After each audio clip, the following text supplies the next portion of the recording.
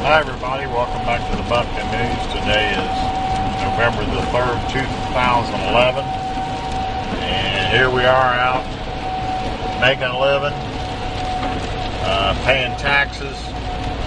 We know somebody depends on them, so we have other responsibilities, have an elderly parent that we have to take care of, and some immediate family members have problems. Of course, you've always got friends, somebody that needs an emergency, needs help with something, expensive car repair, maybe they don't have enough money, things like that. So we have to take care of that. Plus, we have to take care of people that we don't know and that we will probably never meet, because the government takes our living and they distribute it to people that we have no idea who they are or where they are, in addition to our personal responsibilities. So that's why we're out here working. We want to talk to you today a little bit about labor unions, organized labor. We've got public unions, we've got private unions. And there are similarities and there are differences. Now, we feel like we're qualified to speak on this subject because we're semi-retired, and for over 30 years we worked in heavy industry, and we were a member of a labor union for decades. So we've seen the advantages, we've seen the disadvantages of the labor union. Now, one thing that we want to say, there is a similarity between the public and the private union in that the hierarchy, that is your leadership, is political. Just like politicians in Washington and in your local and state governments, it's politics, and labor unions are no different. People that run for elective office in labor unions are politicians, and if you like politicians, then you'll like the leadership of labor unions, because in my estimation, probably the majority of leadership positions in labor unions are filled by persons who do not have the best interests of the membership at heart. I remember one year our labor union was engaged in negotiations with the company that I worked for, and they had put their last offer, they said, on the table: take it or leave it, it's going to get worse. And the the leadership told us that was it, that we better ratify that contract. Well, by this time the membership had enough old heads in it that knew that we were being given a sold down the river a raw deal, and we voted no on ratification. And wouldn't you know it, the company came back with an even better contract.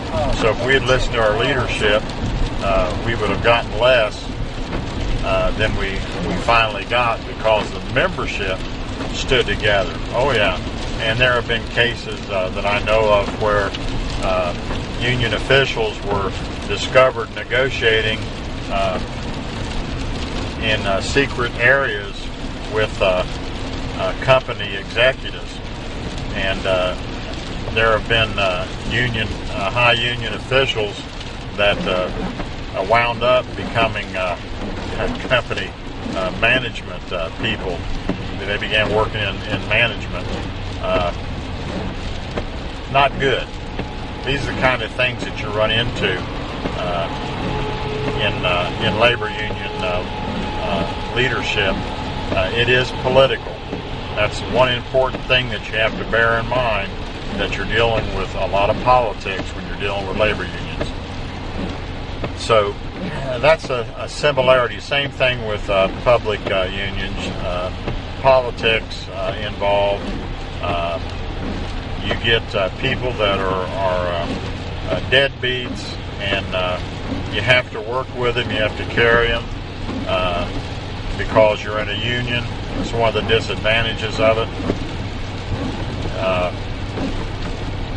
They can make your working life miserable because they are deadbeats, but it's well nigh impossible to get rid of them because there is the union.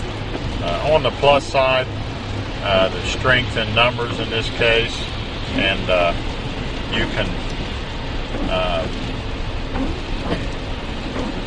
band together in negotiations, so you do have a lot of leverage, and the companies will do everything they can in many cases to try to subject the membership to subpar wages and benefits and those things, and exploit the worker.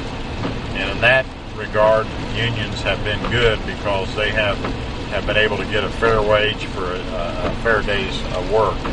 And that's the purpose of the labor union, is to protect workers from unscrupulous employers. All employers are not unscrupulous, and all unions are not trying to do right by their union members. So those are some similarities too between the public and private unions. Okay, let's look at some of the differences between the public and the private union. One major difference, and this is where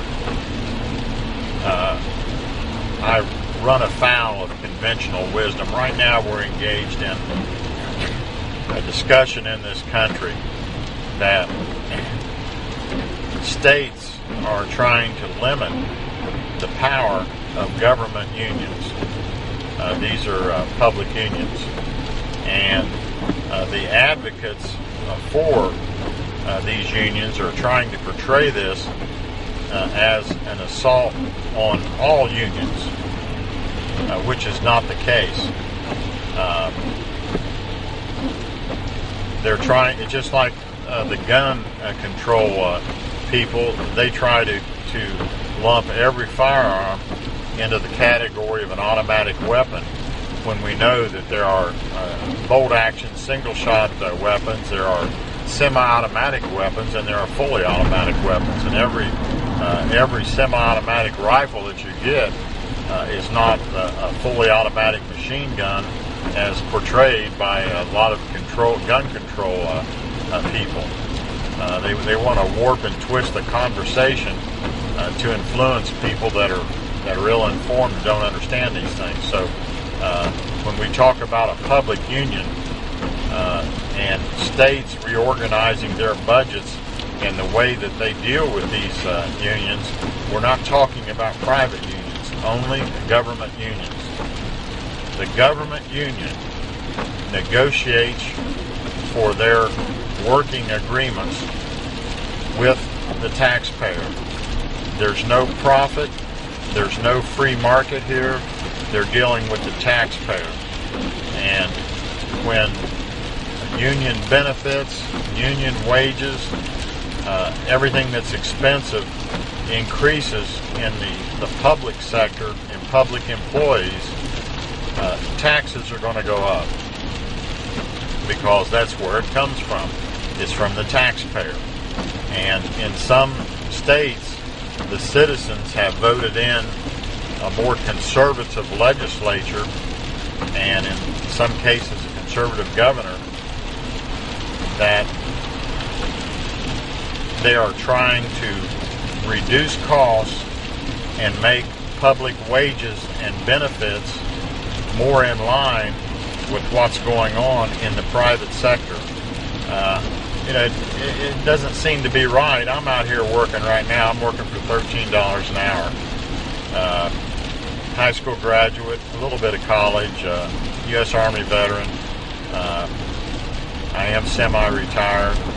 Got some pretty good skills and things like that, but the market is just depressed to where I'm getting what I'm worth. If I'm worth more, I can go somewhere else. I don't have any beef with the free market, but I'm doing it for myself. Nobody's giving it to me. And there's a lot of people that aren't making a whole lot of money, but there's a lot of people in government employ that don't have the qualifications and the skills I have, but yet They're probably making 2 times what I am, maybe even more. So, in my opinion, the legislatures should set the working agreements for public employees. It shouldn't be a bargaining. There should be maybe some sort of a collective union for administrative details and things like that, but to actually set the working agreements, I think it should be the legislature that does that. Now, another question: should public employees be permitted to strike? That is, those that are on the government payroll, should they be permitted to strike? We had the incident of the air traffic controller several years ago. They had signed an agreement not to strike, and yet they did.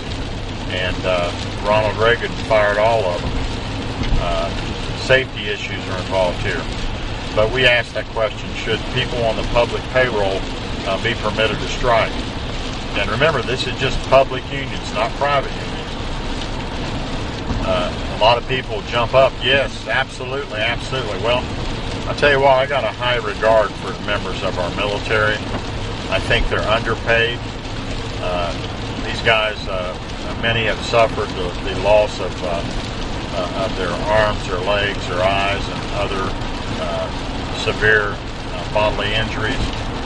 And it kind of gets to me, it irks me when I see a lot of people in public unions clamoring for all these wages and benefits and all these perks and all these things, and the guys in our military getting substandard health care.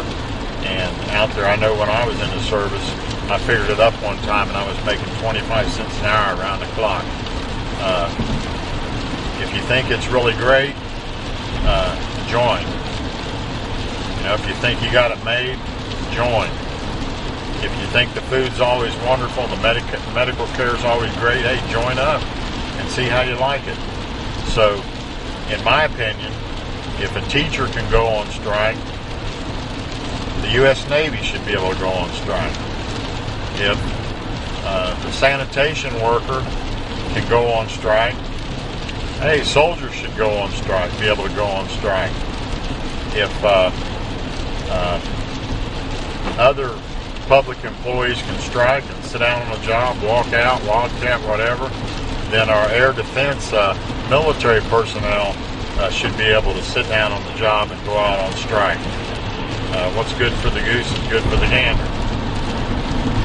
Now in the private unions, hey, they're negotiating against the market, and they're negotiating against profit, and that's going to fluctuate. It's going to go up and down. Should they be able to strike? Hey, that's their business. Should they be able to wildcat, walk out? Hey, that's their business. You know, if they want to do that, then that pertains to the stipulations of their latest contract and the laws in that state, whatever they say. But I'm all for collective bargaining in the private sector because that's the way that they stop exploitation of the working man. I think I've made myself pretty clear on this subject. So, got any rants or any questions for the Bumpkin in Chief? Let me know.